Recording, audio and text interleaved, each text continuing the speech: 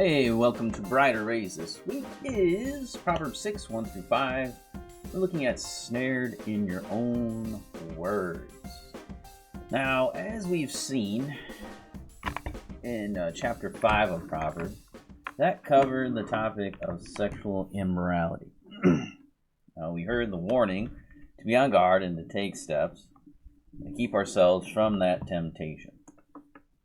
Danger is real. And there's consequences. And the consequences are really soul-destroying if you were to go off into sexual immorality. But we also heard about the remedy against this temptation. It is in the pursuit of God-honoring biblical marriage. That was God's design. And a wise person will wholeheartedly embrace God's provision for that. Now, as we begin chapter 6 of Proverbs here, we find that Solomon has left that topic, albeit temporarily, and is moving on. Now we find four other topics with practical and real world, well, really three applications here, much like the words of wisdom from chapter 5. The first thing we'll look at today has to do with putting up security or pledging for someone else. The second is about laziness.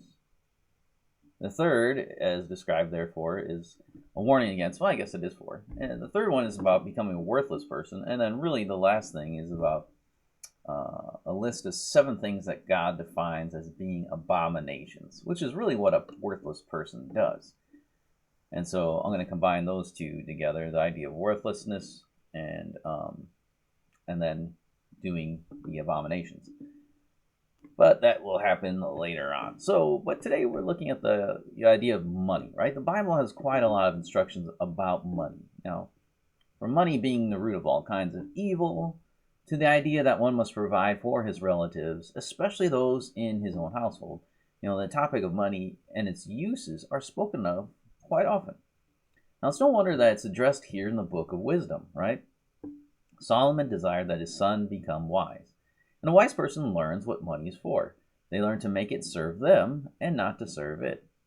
And so we have this first idea that usually concerns money, which is putting up security. So let me read the passage for this week. It says, "My son, if you put up security for your neighbor, have given your pledge for a stranger, if you are snared in the words of your mouth, caught in the words of your mouth, then do this, my son, and save yourself, for you have come into the hand of your neighbor.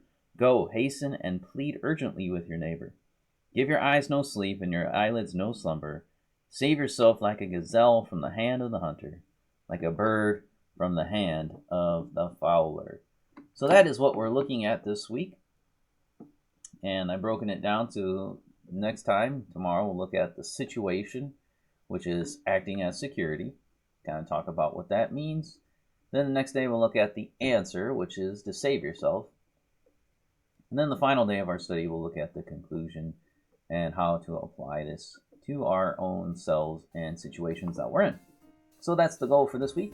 So come back tomorrow and we will begin by looking at the situation.